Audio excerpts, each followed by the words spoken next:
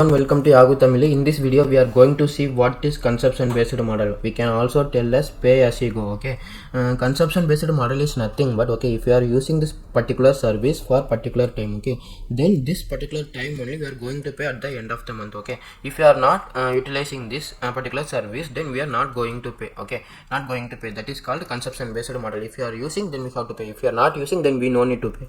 Okay, that is the model is available in cloud. Okay, so they called as cloud pricing model. Okay, before seeing this theoretical part, we will discuss one images I have taken from this Microsoft document. Okay, after that we will go to the theoretical part. Okay, if you see here, this is the blue line indicate the user workload. Okay, this is the yellow line is indicate the compute power. Okay, whenever the user workload is less, the compute power also less. Okay, we can allocate compute power. Okay, whenever the user workload is increases, then we can also increase the compute capacity. Okay, if you see in this particular point we are using less compute power. Okay, then we have to pay less amount. Okay, but in this particular point we are using more compute power. Okay, then we have to pay high amount. Okay, based on our consumption we have to pay. Okay, whenever the user workload decreases, we can also decrease the compute power. Okay, we can also increase and decrease compute power manually or automatically. Okay, that is called consumption based model. Okay, if in certain point there is no user workload, then we no need to allocate compute resources, then we no need to pay any amount. That is the model, consumption based model. Okay, if you see this red line, this indicate the compute capacity in on premises. On premises is nothing but our own company having own data center. We only managing the compute power, server, everything for our application. Okay, in that scenario what we have to do means we have to set up the higher capacity. Why? Because we don't know whenever the request is increases and decreases. Like cloud, we cannot able to increase and decreases compute power in on premises. We cannot do that, so only we have to set up the hardware capacity higher. Okay, then we are paying this higher capacity amount initially, even though our people request is less.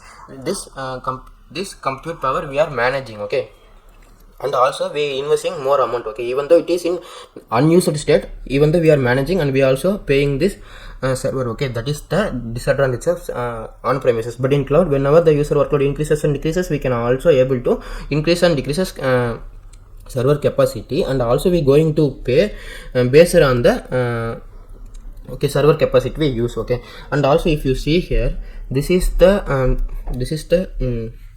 cost analysis page I take from the Azure portal. As of now I have no Azure portal account. Okay, Azure account, so I not able to show in the Azure portal account. Okay, so that I taken from this Google. Okay, if you see here, in the February month he using services near to $100. Okay, so he paying for February month $100. If you see in the March month, he are using more resources like compute, whatever it is. Okay, on the time he are paying $250. Okay, based on the okay, if you see here May month he are using less workload, so he going to pay only $50. Okay, if you see June and July he are not utilizing any services, then he no need to pay for this particular month. Like if you see remaining 3 months he are utilizing very less compute server. Okay, so resources, so he going to pay less than $10. Okay, like see if the remaining month he are not using, so he not going to pay. Okay, whenever we use, we are paying. Okay, whenever we not use resources from the cloud, then we no need to pay. That is the advantages of cloud. That is they called as consumption based model. Okay, I hope you understand what is consumption based model. Okay,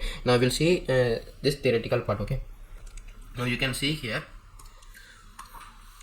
this is we can also call as cloud pricing model. Okay, in which customer are only pay for the resources they utilize. Okay, whatever the resources they utilize, that only they are going to pay at the end of the month. Okay, there is no upfront cost like in on premises. Okay, in on premises only we have to initially buy the hardware and we have to set up the server. Okay, but in cloud it is pre-built. Okay, we are directly renting the resources. Okay, and we are going to pay at the end of the month. That is they called, there is no upfront cost. No upfront cost means no initial investment. Okay, that is they told us no upfront cost. Okay, so we no need to buy and maintain expensive infrastructure. Okay, so we no need to maintain anything. Okay, like in on premises. Okay, in cloud provider only managing everything. Okay, we just using the server. Okay, and also you see pay just for what we need. Okay, whatever the resources we need at the particular time, that only we are going to pay. Okay, likewise if you see this diagram, see this diagram, this the small blue line indicate the user workload. Okay, and this red line indicate the server capacity are increasing in the cloud. Okay, in this particular point we need only if you see, we need only one server. Okay, for this particular request. Then in this particular time we are going to pay for this one particular compute server. Okay, whenever the request increases, then also we increase the server capacity into to server. Okay, okay, we scale increase. Okay, then we are going to pay for the additional one. Okay, that only they are trying to tell. Okay, pay just for what we need at that time. Okay, pay for additional resources when we need. Okay, when we need additional capacity, then we can allocate. Okay, when we need, in this particular point you can see we are allocating into 4 capacity. Okay, 4 server capacity. Okay, whenever the user workload is decreases, then we are going to decrease the server capacity. That only they are trying in this 2 point. Okay, pay just what we need at the particular time and pay for the additional resources when we need. Okay, and whenever we no need the resources, we can also decreases. Okay, whenever we no need, we can also decrease the server capacity and stop paying amount. Okay, that only they are telling in this point. Okay, stop paying at any time. Okay, whenever we no need the resources, then we can able to stop the resources and we no need to pay. Okay, and also see this point, hence we know hence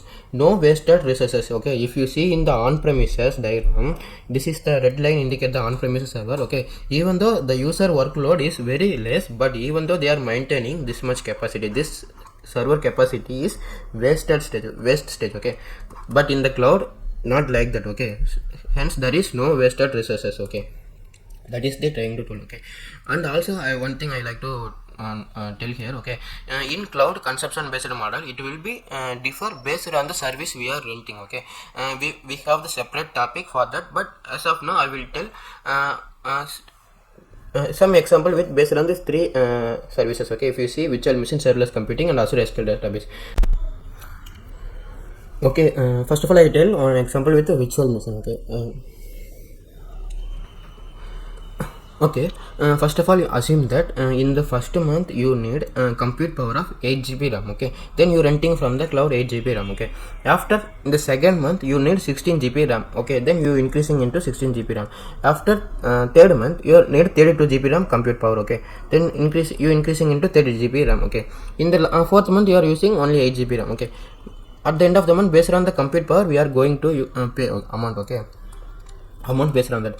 But if you take virtual machine, you see here virtual machine, it is nothing but a physical server. Okay, server like our computer. Okay, physical server. Okay, in virtual machine the amount will be vary. Okay, based on the resource. Okay, if you see in virtual machine, we are not only using the compute power. Okay, it is, I told it is a server, it acts as a like server. Okay, so the server requires network. Okay, and also we have to pay the separate amount for the network.